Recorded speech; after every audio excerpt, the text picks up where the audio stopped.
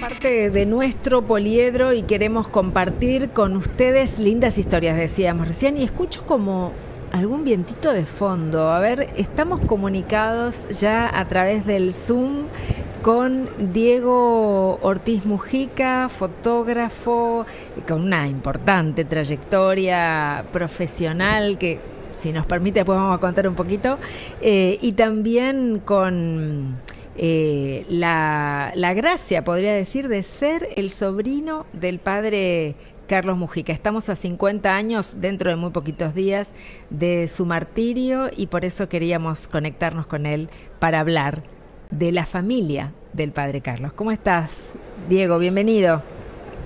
Buen día, Gabriela, buen día. ¿Cómo están ustedes? A todos los que nos escuchan y nos ven. Todo muy bien, grande. Bienvenido. Desde un frío sur. Sí, ¿no? Mucho frío en el sur. Sí, se adelantó el invierno, che. Y sí, a veces pasa esas cosas, ¿eh? El otoño nos dijo, este año no. No va. Diego, contá desde dónde nos estás hablando, Eso. porque los que nos escuchan no saben. Yo estoy a las afueras de San Carlos de Bariloche, digamos, de la ciudad, unos 15 kilómetros, donde tenemos con mi mujer una casita y tenemos una galería y un estudio y un laboratorio fotográfico, por supuesto. Yo soy fotógrafo, como decías bien cuando me presentabas, muchas gracias por tus palabras. Y bueno, acá estoy dando talleres y haciendo un poco mi obra. Y bueno, y también quizá en esta última etapa de la vida, viste, que es un poco después de los 60, uno empieza como diría Anthony de Melo, a aligerar el equipaje, ¿no? Sí. Entonces estamos como de alguna manera viendo y aprendiendo a ver cómo empezamos a desprendernos de algunas cosas, de todo lo que construimos durante estos 60 años y aferrándonos a los afectos y un poco más a la, viste, qué sé yo, a poder contemplar, tener más tiempo para contemplar y más tiempo para mirar para adentro, ¿viste? Claro. Yo decía recién que nos gustaba mucho hablar con vos, y después si tenemos un ratito y nos permitís hablar de tu trabajo como fotógrafo, que es espectacular, pero también queríamos contar en este tiempo que falta tan poquito antes de los 50 años del padre Carlos, contar cómo es la familia, porque lo conocemos al padre Carlos Mujica por su obra, por su legado, por su pensamiento, por su presencia aquí en la arquidiócesis, que es muy fuerte, pero nos gustaría conocer también ese aspecto, ¿no? ¿Cómo lo vivió su familia? ¿Cómo compartiste vos con tu tío Carlos, el padre Carlos, en la intimidad de lo cotidiano? Claro, sí. En primer lugar, Gaby, contar que cuando a Carlos lo mataron, sí, yo tenía 12 años. claro, ¿no? Entonces, todo lo que voy a contar de lo que viví con él es lo que mi memoria puede recrear, acordarse. Dicen que todo lo que cuenta de la memoria, la mitad es verdad y la otra lo va mitad transformando, es como sí. Entonces, digo, para la gente que nos escucha, digamos, sí, pero después, a partir de la muerte de Carlos, por supuesto, uno fue leyendo, investigando, buscando, lo sigo haciendo, yo sigo leyendo todo lo que aparece de Carlos. No fue un tío para mí más. claro. Digamos, Carlos era uno de los 7 hermanos de un matrimonio. Mi abuelo era ingeniero y abogado y también, trabajó mucho en el ámbito político. Fue diputado, senador, ministro de Relaciones Exteriores Frondizi, o sea, un tipo de acción, de mucha palabra. Y mi abuela, una mujer típica de la clase alta, con una familia con 7 hijos, como se ve en esa época, ¿no? Y muy religiosa, extremadamente religiosa, ¿no? Una mujer que rezaba todos los días para tener uno de sus hijos sacerdote, y bueno, el Barba le dio el gusto, Claro. y la Pucha sí le dio el gusto, ¿no? Digamos, no sabía que el gusto iba a ser tan intenso, Claro, pero bueno. claro. Y así que nada, una familia, como te decía, ya de raigambre política por mi abuelo, y una madre muy, muy, muy, con una gran espiritualidad, que creo que es quien, de alguna manera, mete la semilla en Carlos, digamos, ¿no? Claro, claro. Bueno, mi madre es la menor de los 7 hermanos, mujer, muy compañera de Carlos, sobre todo en los últimos años. Y bueno, fue un poco la que lo acompañó, digamos, básicamente, sobre todo post-mortem, digamos, una vez que Carlos murió. Bueno, ahí ves, ahí Angelina, ahí estamos en una foto. Ujú. Ahí el del medio, el que es ese que sonríe. Mira, yo mandé esta foto porque esto lo pinta Carlos. Ahí Carlos está con sus dos hermanos mayores, Mira. Ajá. Carmen, mujer, y Adolfo Bubi, el varón, son los dos. Pero ese era Carlos. Carlos era, viste, no se Alegre. conoce, sí, pero alegre y jodón, perdón la No, expresión no, poco claro. académica, pero para que la gente lo entienda en casa, en el barrio, muy jodón, viste, un tipo de mucha joda, de mucha broma. Siempre fue así, era el que iba en el colectivo y le pegaba al de adelante y se daba vuelta y señalaba al de atrás, digamos. Ese era Carlos, ¿no? Tenía un Claro. espíritu muy, muy, muy alegre, muy jodón. Le encantaban los cuentos, los chistes, las anécdotas, digamos. Era un apasionado de eso, básicamente, ¿no? Y bueno, eso de alguna manera lo fue mezclando con... A Carlos en el seminario le decían la bestia, no sé si saben, No. porque era una bestia rezando, una bestia jugando al fútbol, una bestia Todo a lo estudiando, o sea, bestia, era un claro. tipo que iba a fondo en todo Claro, lo que hacía, ¿no? claro. Y con las jodas también iba a fondo, digamos, o sea, le tirábamos petardos a las tías abuelas en la siesta, en el cuarto, cuando venía la Navidad, por ejemplo, era el que... Carlos iba a la quinta. Mi abuelo tenía una quinta en Sí, Berazategui, sí, muy linda, que hoy es el Seminario seminario de de Quilmes, Quilmes. Sí, claro. sí. ¿no? Bueno, esa quinta fue de la familia Mujica durante muchísimos años, y eso quedaba en Berazategui, y la quinta quedaba más o menos a 20 cuadras de la estación de tren. Bueno, Carlos, como no le bastaba, se iba en tren y no bajaba en Berazategui, bajaba en Espeleta, que era una estación antes, y corría desde Espeleta hasta la quinta. Llegaba, se bañaba y se sentaba en la mesa a almorzar con toda la familia. Qué Y loco. al rato caían dos o tres o cuatro camiones que venían del barrio, en ese momento el barrio Comunicaciones, hoy llamada Villa 31, Sí, y de golpe que venían tres o cuatro autos, ¿viste? Entonces estaba la familia, mis abuelos, algunos tíos, algunos sobrinos, o sea, los sobrinos de Carlos, mis primos, claro. y caía este y comía con nosotros, y después, viste, nada, generalmente se tiraba a dormir abajo de un árbol, en una reposera, 20 minutos. Carlos siempre dormía una siestita corta, él decía que eso, y de ahí venía el partidito de fútbol, viste, que generalmente eran los equipos del barrio. Claro. En esta foto está, digamos, bueno, como verán, están con la camiseta de Racing, perdonen que haga esta... Un fanático de Vamos, Racing. vamos a hablar de Pero Racing, sí, en sí. nuestra familia el tema de Racing no es un tema menor. Quiero que sepan que Claro. para Carlos estaba el Padre, el Hijo, el Espíritu Santo y la Y academia. Racing, claro. Estamos, sí, sí, era muy importante, ¿no? Así que básicamente, como les decía, jugábamos generalmente el equipo de los primos, el hijo del cuidador de la quinta, que se llamaba Daniel del Río, los primos de Daniel que vivían enfrente a la quinta, Ajá. y él, ¿no? O sea, éramos como todos los chicos, los jovencitos, y yo medio miraba de afuera y a veces me dejaban ir al arco, pero o me ponían ahí adelante y digamos, para que la empuje, porque yo era muy chico y aparte Claro. venía con un tema personal de salud que recién empezaba a moverme físicamente. Pero Carlos era el único que tenía reloj, por ejemplo, ¿no? Estoy contando esta anécdota por esta sensación. Y nosotros nunca perdíamos. O sea, los equipos del barrio iban cambiando, de golpe metían 8 de uno, después cambiaban, entraban otros 8, entra fulano, sale Mengano, che, cambiemos 4. Nosotros nunca perdíamos porque cuando perdíamos el partido se estiraba lo que hiciera falta hasta que empatáramos. Y cuando empatábamos se estiraba, entonces la gente lo decía, che, cura, ¿cuánto falta? Faltan 10, decía.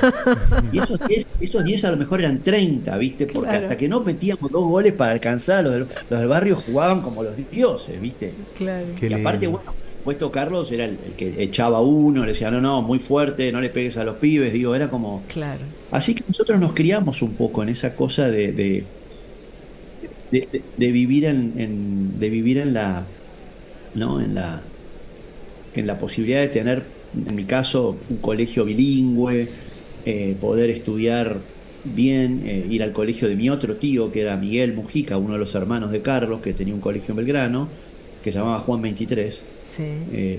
Y y al mismo tiempo ir al barrio. Yo iba con mamá, iba mucho al barrio. Jugábamos al metegol, viste, ahí en el dispensario al lado de lo que ahora es la capilla, ahí al lado había un dispensario donde a mí me encantaba ir porque jugaba al metegol. Qué lindo. Tu mamá Me lo acuerdo acompañaba siempre en el mucho, trabajo de Carlos en el barrio, mucho, mucho. Viste, bueno, mira, esta capilla se la hizo el hermano, Alejandro, por ejemplo, que sigue siendo la capilla que está ahí. Y lo en que la ven villa, claro. bueno, claro, ahora estamos mostrando, para los de la radio, estamos mostrando una Eso, foto de cómo era la capilla en su origen, rodeada de containers, y al lado hay como un cubículo blanco que ese era su la comedor y casa, su habitación. claro. De paso los Que hoy, invitamos, perdóname Diego, los invitamos a sí, todos sí, los que nos escuchan por la radio a que después se metan en YouTube, así pueden ver todas estas fotos tan lindas que con tanta bueno, generosidad también nos esta compartiste. es una foto muy, muy antigua que encontré en un álbum de mamá y que mi yerno Tato Francisco me la restauró y me le hizo todo un sistema espectacular para que hoy la pudiéramos tener con cierta calidad y demás. Pero esta es una foto muy vieja, ¿no? Era una Calculen que foto de esto... papel, una foto de las de antes. Sí, sí, una fotito color que se estaba perdiendo, digamos, hubo que Claro. hacer todo un trabajo de digitalización y de restauración de la imagen, pero yo la quería tener porque es una foto que yo recuerdo, yo no lo vi al barrio así, esto es casi Claro, anterior a que yo empezar a ir al barrio con mamá. claro, Eh, Ahí había unas callecitas, viste, un pasillito más de cemento, había un par de canillas, un dispensario al lado, el barrio se fue extendiendo hacia donde estaba la capilla, claro, porque antes la capilla estaba peladísima, ¿viste? claro, Como claro. vieron, Como se los ve que en la pueden ver. foto, claro, claro. Claro, claro. Así que bueno, de eso, viste, Carlos era un tipo muy jovial, a mi hermano y a mí nos llevaba a tomar helados ahí a las Heras y Pueyrredón, que había dos heladerías, una llamada Santos, otra llamada Alpina, y era el Muy, tío que te compraba el cuarto de kilo de helado y te sentabas en la vereda a comerlo, o sea, claro. era, y los fines de semana íbamos a la cancha, Eso, contanos un poco de Carlos en la cancha. y Carlos en la cancha era bravo, era bravo, viste, él, por empezar entrábamos, viste, él saludaba al de la puerta y nosotros nos mandábamos por Y atrás, claro, nunca en la vida sacó una entrada, nunca, y, y bueno, él tenía un carnet que decía asesor espiritual de la primera división, Mira. era para que entiendan, nosotros entramos al vestuario, claro. y entrábamos al vestuario del equipo de José, o sea, para los más viejitos, el equipo de José fue el primer equipo argentino que salió campeón del mundo, donde estaba Roberto Perfumo, Alfio Basile, en fin, todo ese equipo, el Panadero Díaz, Maschio, el Chango Cárdenas, que fue el que hizo el famoso Claro. gol ese que un día lo van a narrar de tanto que lo pasan por la tele. Y bueno, y con Carlos veíamos ese equipo y lo que vino después, ¿no? Entonces, íbamos mucho a la cancha. Me acuerdo un día, y esto sí es una anécdota que la tengo muy grabada, que estábamos en la cancha y en un momento Racing hace un gol y la euforia, qué sé yo, y de golpe a un tipo le agarra un malestar cardíaco, ¿viste? Claro, Y entonces cuestan ahí, empiezan a necesitar un médico, un médico, un médico. Y bueno, mientras buscaban un médico, Carlos se le arrodilló al lado y empezó a rezar con el tipo, ¿viste? Sí. Y a mí una cosa no me olvido más. A los el tipo estaba, Carlos, el médico no llegaba, estaban esperando que de abajo suba una camilla con un enfermero para llevárselo. Y en ese momento Racing hace otro gol. Era una época que ganábamos bastante. Hace otro gol, aunque esto suena raro. Hace otro gol. Y yo me acuerdo que y lo miré a Carlos y Carlos estaba compenetrado con el tipo. Es como que nunca se dio vuelta para ver. O sea, claro, ardía la tribuna y él estaba. Carlos era un cura increíble como cura, digamos, ¿no?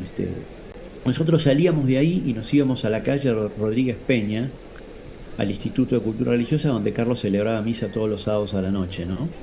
Y generalmente, claro, durante invierno llegábamos bien a la misa de las 8, pero cuando Racing jugaba a las 5, ya claro. más en el horario de verano, Carlos siempre llegaba tarde al instituto. Y llegaba tarde a misa, entiendan. Bueno, ahí estamos viendo imágenes de su ordenación, ¿no? Pero lo que quiero decir es que él llegaba tarde y entraba por el pasillo, nosotros íbamos por una escalerita arriba, que había, la capillita tenía como una especie de balconcito que sigue estando, donde iba el coro, se Claro, suponía, y nosotros nos íbamos ahí arriba. Y Carlos entraba por el pasillo y tenía los ornamentos sobre el altar y se vestía delante de todo el mundo, ¿viste? Y siempre él, mientras se vestía, empezaba con un canto, ¿viste? Como el canto para De empezar la entrada, ceremonia. claro. Y entonces lo primero que decía, disculpen, pero vengo de ver un enfermo en Avellaneda. Entonces, esa era y todo el mundo sabía que venía a la cancha, o sea, ya sabían que el enfermo era Racing, digamos, no había posibilidad de... Y bueno, y él se vestía, se empezaba a poner el alba, ¿viste? Y bueno, toda la ropa, exactamente. Bueno, eso es en la capilla Cristo Obrero, ¿no? Y, y Carlos empezaba a cantar una canción que le gustaba mucho, que era Qué triste debe ser llegar a viejo, que es una canción muy linda, por el hombre feliz, el hombre nuevo. En esa época era todo un lenguaje, ¿no? Bueno, la foto que veíamos recién fue la tapa de una revista llamada Primera Plana, que estaba Carlos señalando en esa foto, como decía, un sacerdote cae muerto, ¿quién se anima a seguirlo? Fue, Sí. sí, esa foto, ¿no? Primera Plana, la revista, no me olvido más, yo tenía 12 años y no podía dejar de mirarla, ¿no? Porque no podía Claro, creer que lo habían matado, digamos, era como... claro, claro. Aparte, para mí, vuelvo a repetir, el tío Pío, el que te compraba helado, te llevaba a la cancha, yo cómo lo podían matar, digamos, Claro. si bien yo lo veía en la tele y lo veía en esos programas del Pueblo Quiere Saber y otros programas hablar de la realidad de la gente y demás, me costaba entender que lo mataran, digo, ¿no? Digo, ¿cómo le pueden matar a Carlos si Diego, Carlos ¿y no tenés no recuerdos era- de ese 11 de mayo o de esa semana, de tu familia? No, pero ¿cómo? Mirá, te voy a decir, ese día fui con un primo hermano mío, Tomás Mujica, el hijo del mayor, el que estaba en la foto ahí con Carlos. Tomás, fuimos a la rural y tuvimos un día lindísimo y volvimos, nos bajamos él vivía en Olivos, nos bajamos en Maipú y bajamos caminando todo por el costado de la Quinta de Olivos, de la Quinta Presidencial, y cuando entramos a la casa pusimos la tele y de golpe interrumpieron con una placa que decía balearon al padre Mujica. Claro, ahí no había celulares, no había Nah. internet, estamos hablando de otra vida, tele en blanco y negro. Y yo empecé a llamar a mi casa para hablar con mamá y mamá no me atendía a nadie, no me atendía a nadie, no me atendía. Mamá estaba en un torneo de tenis de noche viendo un torneo de tenis y mi papá la fue a buscar y le contó lo que está. De hecho, mamá me cuenta que la llaman por altoparlantes y dice, por favor, Mm, Marta Mujica, si puede ir a la puerta que la, la- la están solicitando. Mi viejo la fue a buscar y de ahí se fueron a Salaberry. Cuando llegaron, Carlos ya estaba muerto, ¿no? claro. Este, y bueno, y al rato, no me acuerdo cuánto, porque no voy a versear, pero me acuerdo que sí al rato yo me quedé helado esperando, seguía llamando, cada 5 minutos llamaba a mi casa, no me atendían, dije acá, estábamos complicados. Mi hermano tampoco estaba, no sé, no atendían, y ahí me acuerdo que apareció la segunda placa diciendo el padre Carlos Mujica ha muerto, ¿no? Se murió. O sea, ya hablaban del Claro, asesinato, claro. no de lo que lo habían baleado. Y bueno, ahí empezó una semana complicada, ¿viste? O sea, familiarmente fue terrible. Para mi abuela fue Me imagino. el principio del fin. Le habían matado su hijo directo, digamos, su hijo Claro. espiritual, su hijo mi abuelo, que siempre confrontaba con él en los almuerzos donde se hablaba de política y demás, estaban en las antípodas, se respetaban muchísimo. Y yo lo que único que te puedo decir es que lo que más me acuerdo del velorio, pero sobre todo el entierro en Recoleta fue una cosa increíble, porque vos ahí veías gente del ambiente artístico, yo estaba Chunchuna, Marilina Ross, digamos, gente, viste, eh, gente eh, deportistas, bueno, gente de Racing, muchísima gente del barrio, Claro. de la Villa 31, del barrio de Comunicaciones, los sacerdotes de todo tipo, ya ahí ya no estábamos, si eran sacerdotes del tercer mundo, ¿no? Obispos, y veías la gente de Barrio Norte, de la clase social más alta, los amigos de él, de toda su vida, o sea, realmente fue una cosa que no era muy común ver, ¿viste? Había como un crisol, una paleta muy grande de todo Claro. tipo, ¿viste? De edad, de ideología, de religión, gente que no tenía ningún tipo de fe, pero era muy amiga de Carlos porque jugaba al fútbol con Carlos, ¿viste? Y fue realmente, yo me acuerdo de eso, ¿no? Me acuerdo y mi viejo que se peleaba como loco con Carlos, se peleaba como loco, este, fue la única vez que yo lo vi llorar. Y era su yerno, es su cuñado, perdón, Claro, era su cuñado. Y de hecho las mayores peleas en mi casa entre mi padre y mi madre tenían que ver con temas que mamá tomaba mucho partido por su hermano y mi viejo como que no coincidía con muchas ideas o cosas desde el punto de vista político, ¿no? Claro. Y bueno, y a mi viejo lo adoraba, porque a la cancha, o sea, discutían con mi abuelo los domingos y terminaba la discusión y subíamos al Renault 4 y nos íbamos a Avellaneda, Ujú. mi papá, mi hermano y yo con Carlos, y no pasaba nada, era como que se podía convivir, digamos, por más que uno Claro. pensaba totalmente distinto. Y mirá que las cosas que se decían no eran tan suaves en la mesa, ¿no?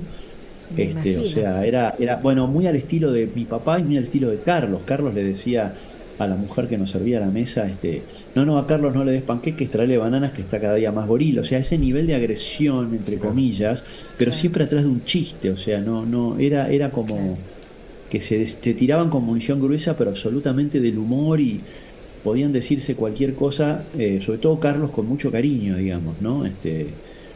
Y era muy interesante eso. Nosotros, viste, para mí fue muy importante esos años de convivir, porque me ayudó mucho a entender cuánto más importante es la idea, la persona, el ser, que la ideología, digamos, ¿no? Claro. Y que las ideas son mucho más profundas que una ideología, ¿no? Y no importa quién las tenga. Cuando la idea Ujú. es buena, es buena. Tal cual. Y cuando la acción es amorosa, es amorosa. Y si viene mis mayores amigos son hinchas independientes, con eso te digo todo. Claro. Imagínate qué nivel de aceptación de la diversidad tengo, ¿no? Obvio. Así que bueno, es parte de eso, digamos, ¿no? Fue muy lindo criarse en ese ambiente, digamos. Y hoy a 50 años, la familia es otra, claramente, Uf, están armados de otra manera. ¿Cómo lo están viviendo también como familia? ¿Cómo lo están elaborando? ¿Cómo lo están bueno, compartiendo? es muy distinto en cada caso. Nosotros éramos 23 primos, para que tengan una idea. Entonces estamos hablando de una familia numerosa, siete hermanos. Primero se murió una hermana de Carlos, de una enfermedad compleja. Después lo matan a Carlos, pero de los otros cinco, digamos, hay hijos de todos. Claro, Y ahí están ese ramillo de 23. Y claro.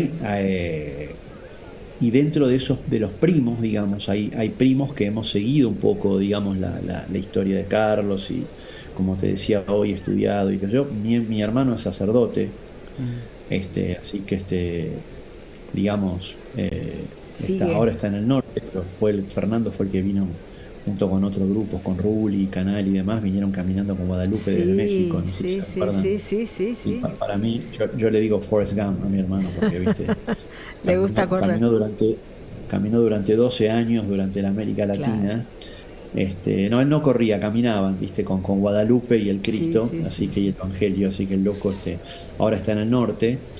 Creo que es muy distinta la apreciación que tiene él a la que tengo yo, a la que tienen otros primos míos.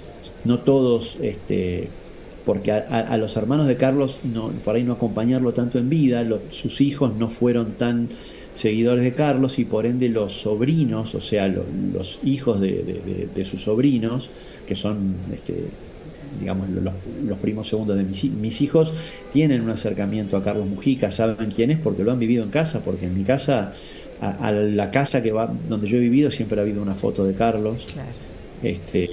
presente en la mesa, digamos, ¿no? O sea, todos los 11 de mayo nosotros cuando estamos en Buenos Aires vamos al barrio y bueno, y hemos ido a las presentaciones de los libros y es como que, bueno, mamá sobre todo, ¿no? Y bueno, y nos ha quedado todo ese recuerdo de objetos también que ahora están todas donadas al museo que se está haciendo ahí en la Villa Qué 31, bueno en el eso barrio. también. Pero bueno, nosotros ya como familia, a partir de que mamá murió, decidimos entregar, no sé, el Wincofone, que es un tocadisco chiquitito donde Carlos ponía un long play de los Beatles de un lado, saltaba la soga durante todo el long play, lo daba vuelta, saltaba el otro lado y cuando terminaba se duchaba y se iba al barrio, ¿no? Esa era un poco su gimnasia escuchando a los Beatles y saltando la soga, ¿no? Ese Wincofone está ahora en el barrio, los zapatos, El cuando el zapato. día que lo mataron, está en el barrio.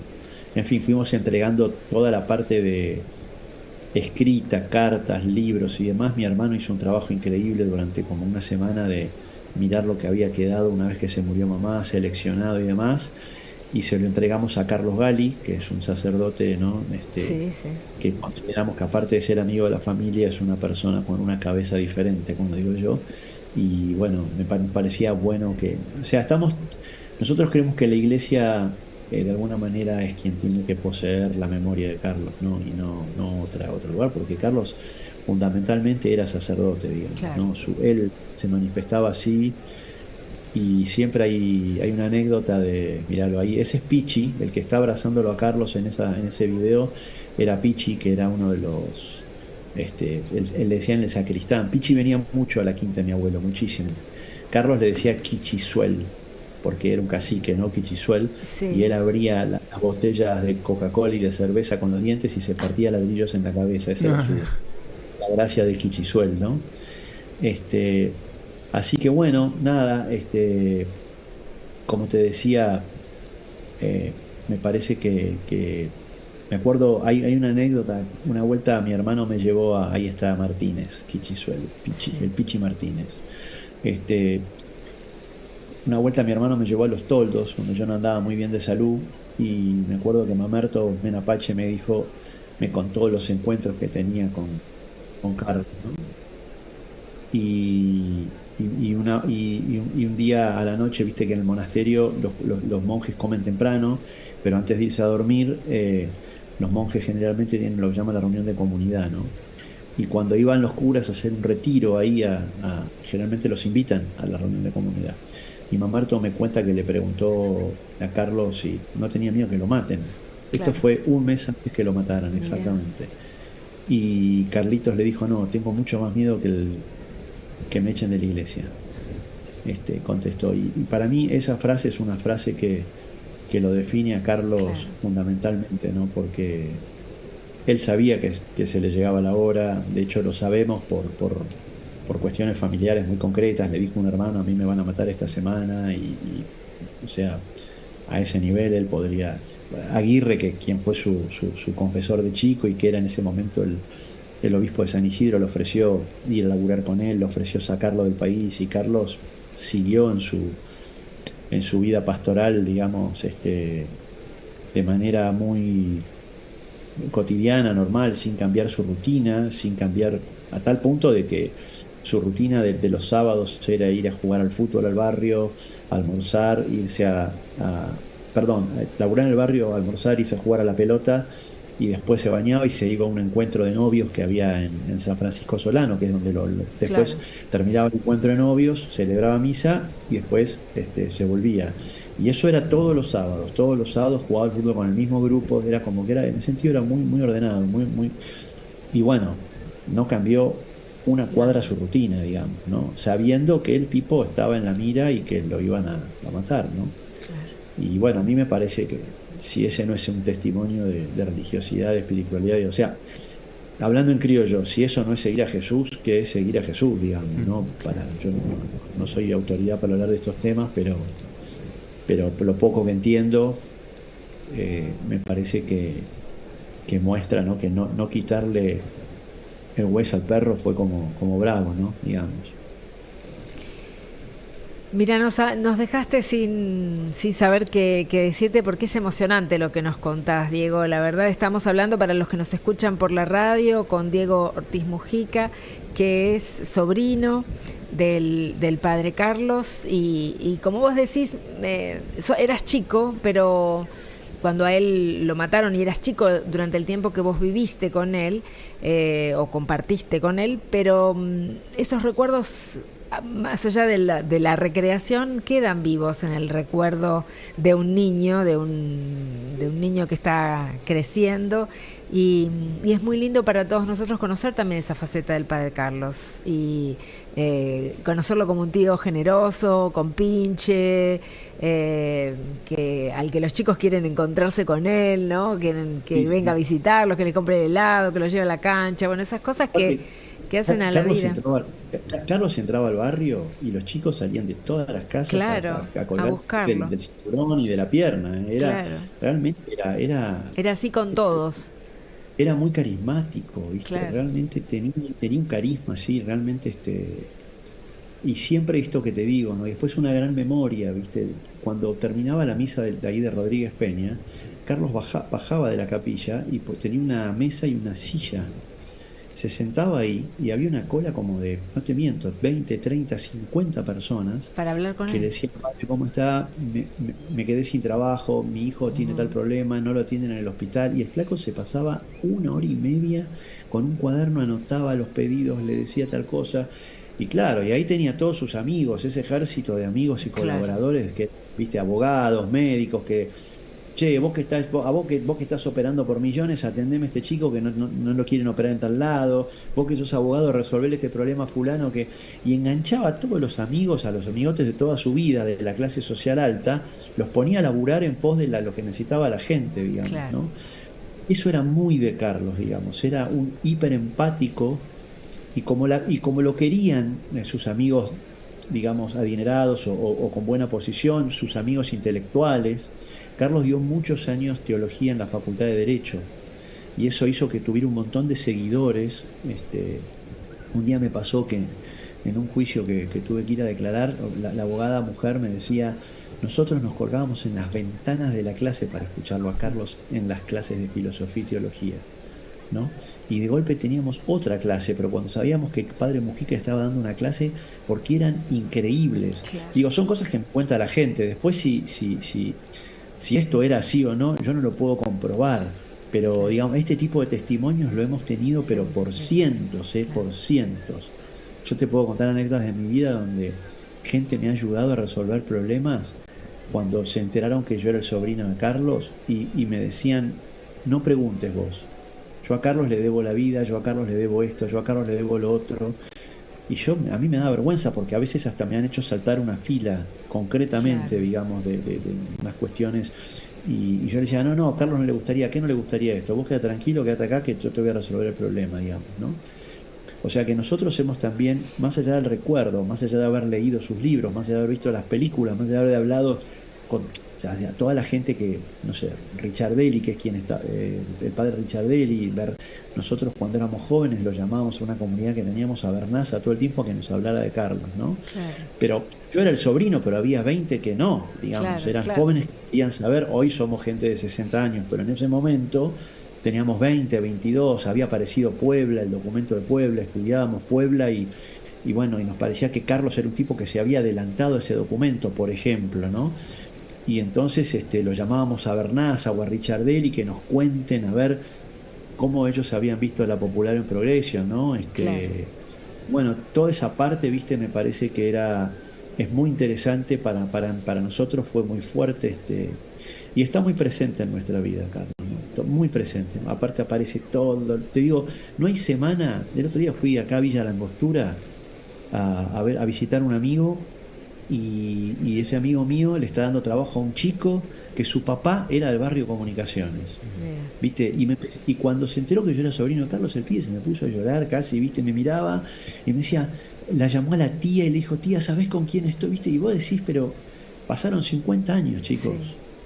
Pasaron 50 años, ¿viste? Y sigue cada vez, si vos me preguntás a mí, cada vez es como que crece la imagen de Carlos, ¿no? Y esto me parece que tiene que ver fundamentalmente con esto que conté hace un rato de que es un tipo que dijo voy a jugarme por esta Y y se lo jugó hizo. hasta poner el cuerpo, ¿viste? Hasta que lo mataran, sabiendo que lo iban a matar. Eso para mí eso es. Es impresionante.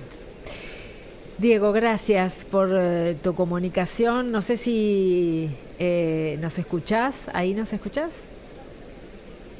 Te agradecemos muchísimo por la comunicación, te agradecemos por compartir esto, ¿no? Impresionante. Nos Sí, quedamos sí, sí. así como, me Sí. imagino que ustedes también. Estábamos hablando con Diego Ortiz Mujica desde Bariloche, sobrino del padre Carlos Mujica, contándonos esa faceta que por ahí no es una faceta tan conocida, la de la Claro, la vida intimidad de la íntima. familia, Claro. ¿no? Que también Carlos tenía sus sobrinos, sus papás, sus tíos, su fanatismo por el Racing y el fútbol, pero creo que quedarnos con esto, ¿no? Sí. Era un sacerdote con todo su corazón, que entregó su vida por Jesús y por su gente, y eso creo que es lo que celebramos este próximo 11 de mayo en el 50 aniversario de su martirio. Totalmente de acuerdo.